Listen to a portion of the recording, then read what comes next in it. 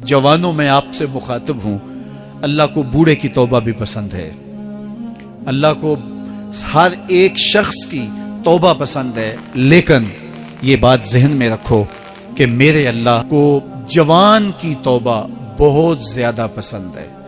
میرے اور آپ کے آقا مولا نے فرمایا انا حبیب اللہ، میں اللہ کا حبیب ہوں۔ کتنا بڑا اعزاز ہے جو میرے حضور کا ہے، لیکن ایک دوسرے مقام پہ ارشاد فرمایا الشاب التائب حبیب اللہ، سن لو جو جوان جوانی میں توبہ کرے وہ بھی اللہ کا حبیب ہے۔ کتنا بڑا اعزاز ہے۔ میں یہ دیکھتا ہوں کہ ہماری مجالس میں، بالخصوص آج کی اس مجلس کے اندر، مجھے جو لوگ دکھائی دے رہے ہیں وہ نوجوان ہیں۔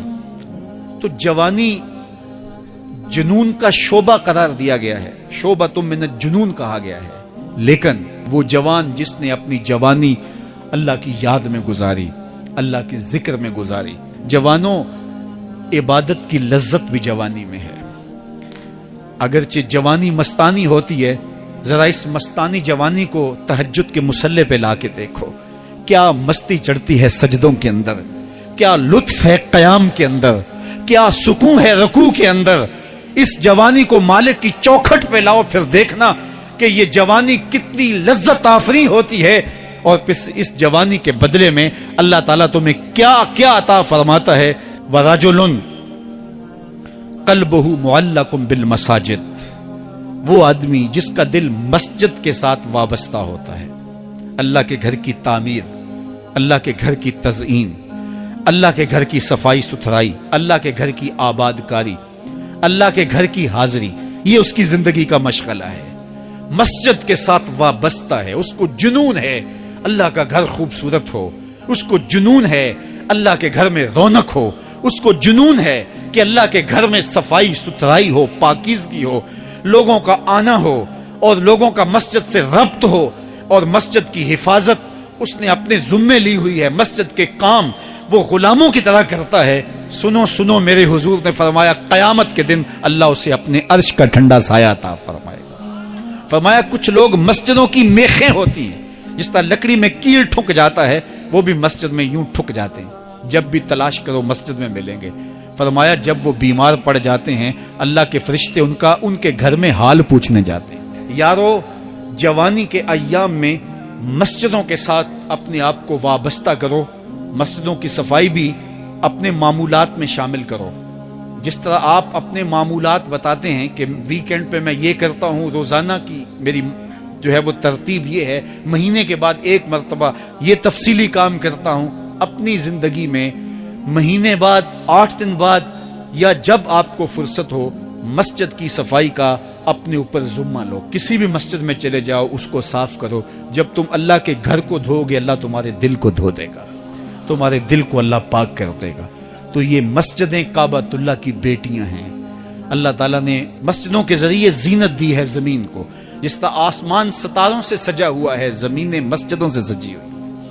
اس لیے اللہ کے گھر کے ساتھ جو شخص ربط رکھتا ہے، میرے اور آپ کے آقا و مولا نے فرمایا قیامت کے دن اس کو اللہ اپنے عرش کا ٹھنڈا سایہ عطا فرمائے۔ وہ آدمی جس میں تنہائی میں اللہ کا ذکر کیا، اللہ کو یاد کرنے بیٹھ گیا، کوئی دیکھنے والا نہیں تھا، وہ تنہا تھا، حجرے میں تھا، اپنے بند کمرے میں تھا، اپنے رب کو یاد کیا۔ اللہ کی یاد کرتے کرتے اس کی آنکھوں سے آنسو ٹپکنے لگے، اس کی آنکھیں آنسوؤں کا خراج دینے لگی۔ تو میرے اور آپ کے آقا و مولا نے فرمایا کہ یہ آنسو اتنے قیمتی ہیں، ان آنسوؤں کے بدلے میں قیامت کے دن اسے عرش الہی کا سایہ نصیب ہوگا، عرش الہی کا سایہ اسے نصیب ہوگا ان آنسوؤں کے بدلے میں۔ رومی علیہ رحمہ فرماتے ہیں جہاں پانی گرتا ہے وہاں سبزہ اگتا ہے، جہاں آنسو گرتے ہیں وہاں رحمت اترتی ہے۔ تو اس لیے جو اللہ کی یاد میں رونے کا لطف ہے، اور اللہ کی یاد میں آنسو بہانے کا اجر اور صلہ رکھا گیا ہے، یہ گناہوں کو دھو ڈالتا ہے، یہ اندر کی صفائی اور ستھرائی کا سبب اور ذریعہ ہے۔ میرے اور آپ کے آقا و مولا نے فرمایا راتوں کی تنہائیوں میں اٹھ کے قرآن پڑھا کرو، اور قرآن پڑھتے ہوئے رویا کرو۔ پھر فرمایا فَإِن لَمْ تَبْكُوا فَتَبَاكُوا، اگر رونا نہ آئے تو رونے کی کوشش کیا کرو۔ حضرت داتا گنج بخش علی حجویری سے ایک مرید نے کہا حضرت اگر رونے کی کوشش کریں پھر بھی رونا نہ آئے، فرمایا پھر اپنے مقدر پہ رویا کرو۔ تم اتنے سنگ دل ہو گئے ہو کہ تمہاری آنکھیں آنسوں کا خراج نہیں دیتی۔ جو رونا نہیں جانتا وہ اللہ کی رحمتوں کو اور اللہ کی کرم نوازیوں کو کیسے سمیٹ پائے گا؟ بچہ روتا ہے تو ماں دودھ دیتی ہے، جب بندہ اللہ کی حضور الہاؤ زاری کرتا ہے، عجز کرتا ہے، انکساری کرتا ہے، تو اللہ کی رحمتوں کو جوش آتا ہے اور اللہ تعالیٰ کی رحمتیں اس پہ برستی ہیں، اور اس کے نہ صرف گناہ معاف ہوتے ہیں بلکہ اللہ تعالیٰ اس کے گناہوں کو بدل کے نیکیوں میں تبدیل کر دیتا ہے۔ اللہ کی بارگاہ سے یہ توقع رکھتے ہیں کہ مالک کتنے ہجوم میں کوئی ایک تو ہوگا جو تیرا لاڈلا ہوگا، کوئی ایک تو ہوگا جو تیرا بہت قریبی ہوگا، کوئی ایک تو ہوگا جس پہ تیری رحمتیں برسیں گی، تو مالک اس کے صدقے سے ہماری خطائیں بھی معاف کر دے، ہمارے گناہ بھی معاف کر دے۔ کوئی ایک رونے والی آنکھ مل گئی تو باقیوں کا بھی کام بن جائے گا۔ اٹھ فریدا ستیا تے میلا ویکھن جا، وت کوئی بخشیا مل جاوے تے تو ہی بخشیا جا۔ میرے مالک ہم سب کی خطائیں معاف کر دے، ہم سب سے درگزر فرما، اور ہم سب کے باطن کو ستھرائیاں دے دے، ہمارے اندر کو پاکیزگیاں دے دے۔ بہت وقت میں نے اور آپ نے صاحب گزار لیا، تیزی کے ساتھ زندگی بیت رہی ہے۔ میں اگر اپنے آپ کو دیکھوں تو میری زندگی کتنی بہاریں کاٹ چکی ہے۔ اگر آپ اپنے آپ کو دیکھیں، کوئی 60 سال، کوئی 20 سال، کوئی 25 سال، زندگی تیزی کے ساتھ گزر رہی ہے۔ بندہ جب سوچتا ہے کہ میں 40 سال کا ہو گیا ہوں تو آگے میری زندگی کے اگر 30 سال بھی ہیں تو 30 سال تو کافی ہیں، لیکن وہ پیچھے اگر پلٹ کے دیکھے تو 40 سال یوں گزر گئے جس طرح چٹکی بجائی جاتی ہے۔ جب چٹکی بجانے کے وقت میں 40 سال گزر گئے محسوس ہوتے ہیں، تو جو باقی 30 سال اگر ہوئے بھی، وہ تو گمان ہے میرا، وہ تو گمان ہے آپ کا، ہمیں تو ایک سانس کا بھی نہیں پتا۔ پوچھا گیا زندگی اور موت کے بارے میں کیا خیال ہے؟ کہا فجر پڑی ہے، پتہ نہیں ظہر پڑھ سکیں گے یا کہ نہیں۔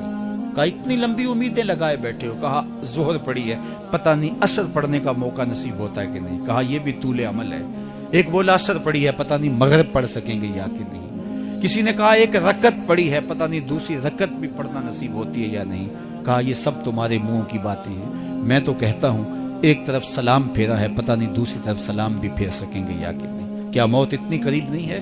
ہم نے اپنی آنکھوں کے سامنے لوگوں کو جدا ہوتے یوں نہیں دیکھا ہے؟ ہم کہتے ہیں اس کی خبر سنا رہے ہو موت کی، یہ تو میں نے ابھی سبزی والی دکان پہ دیکھا تھا۔